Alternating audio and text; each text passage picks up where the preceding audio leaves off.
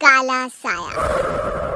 यूं तो बनारस घाट अपनी खूबसूरती के लिए बहुत प्रचलित है, पर घाट के किनारे कई राज लिए बैठे हैं। ये कहानी शुरू होती है बनारस के घाट के पास बने ममता निवास से, जहाँ प्रिया लाल जोड़े में ममता के घर उसकी बहू बनकर आती है।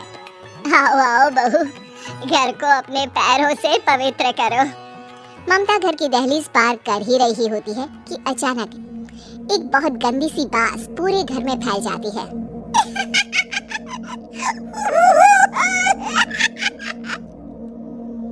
ये बदबू और ये आवाजें, ये कौन हंस रहा है माँ? अब ये पड़ोसी ना हमारे थोड़े अलग से है। कहाँ हम शाकाहारी और ये मांस मच्छी खाने वाले। छोड़, तू ध्यान मत दे और गृह प्रवेश कर। और हाँ बहू, अपनी सास की एक बात हमेशा याद रखना, इन पड़ोसियों से तो कभी बात नहीं करेगी। अच्छे लोग नहीं है ये। अपनी सास की ये बात मानेगी ना बेटा? हाँ माँ, जो आपकी मर्जी, मैं उनसे बात नहीं करूंगी। अगले दिन प्रिया अपनी पहली रसोई बनाने रसोई घर में जाती है। ये छोटी बात तो नाक में जा रही है। एक काम करती हूँ, खिड़की खोल देती हूँ। प्रिया खिड़की खोलने जाती है। इतने जाले, लगता है इस खिड़की को कभी खोला ही नहीं गया। पर ऐसा क्यों? ओह, नॉनवेज की स्मेल आती होगी ना। 2 मिनट के लिए खोल लेती हूँ, फिर बंद कर दूंगी। प्रिया खिड़की खोलती है।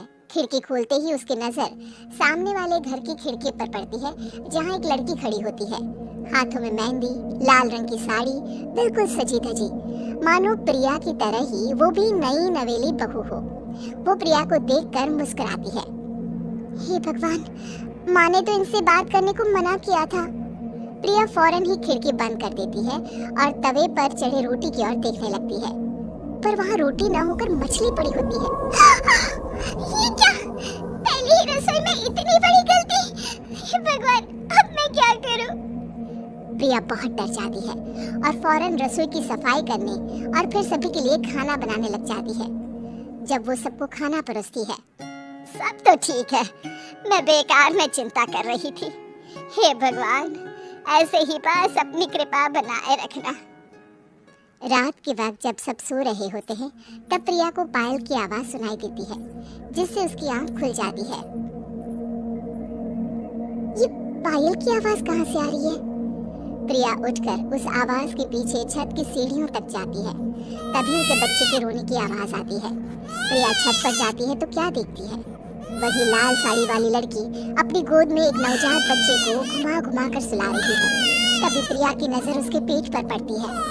ओह गॉड, ये तो प्रेग्नेंट भी है। सुनिए, बच्चा सो नहीं रहा है क्या? मैं कुछ मदद करूं?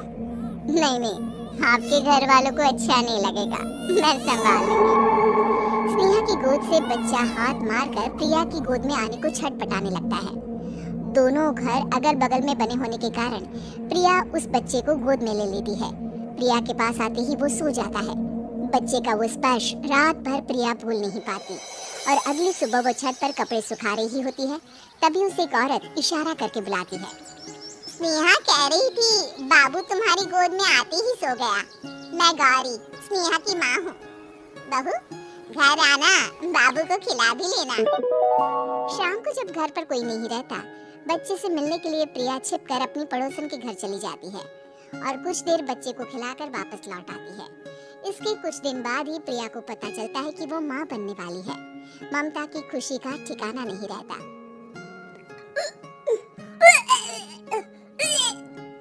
माँ जी, पता नहीं क्यों उल्टी आ रही है। प्रिया भागती हुई वॉशरूम में जाती है तो हरी और लाल रंग की उल्टी करती है। उस उल्टी में से कीड़े निकलते हैं। ये क्या? खून और ये कीड़े! माँ! माँ! प्रिया की आवाज सुनकर ममता दौड़ कर आती है, पर बेसिन में कुछ नहीं होता। प्रिया हक्की बक्की रह जाती है। ये सब क्या हो रहा है? प्रिया घबरा जाती है और अपने कमरे में जाकर सो जाती है। डर के कारण वो इतनी थक जाती है कि उसकी आंख लग जाती है।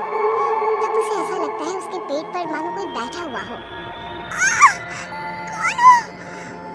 प्रिया के पेट पर एक 5 महीने की बच्ची बैठी हुई थी, जो बुरी तरह जली हुई थी। माँ, तुम मम्मी मुझे लाई ना अपने पेट में। मैं तुम्हारी माँ नहीं हूँ।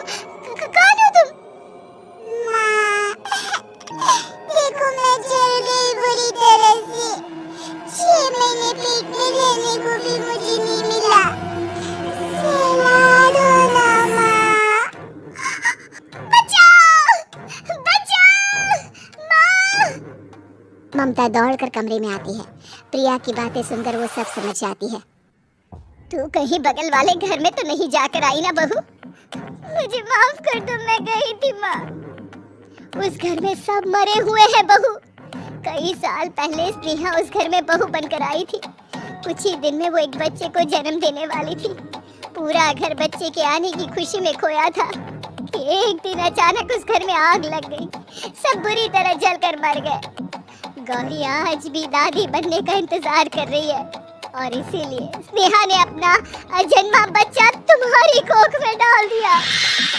ममता ये कह रही होती है कि पीछे से उसके पैरों को एक बच्चा पकड़ लेता है।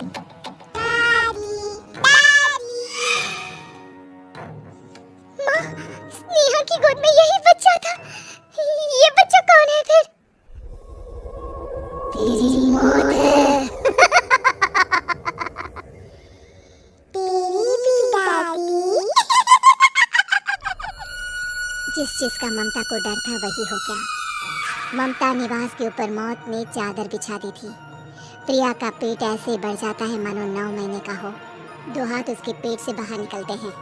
बहू, संतोष को फोन कर, किसी पंडित जी को बुला बहू। प्रिया का पति भागता हुआ घर आता है। ये तो होना ही था माँ।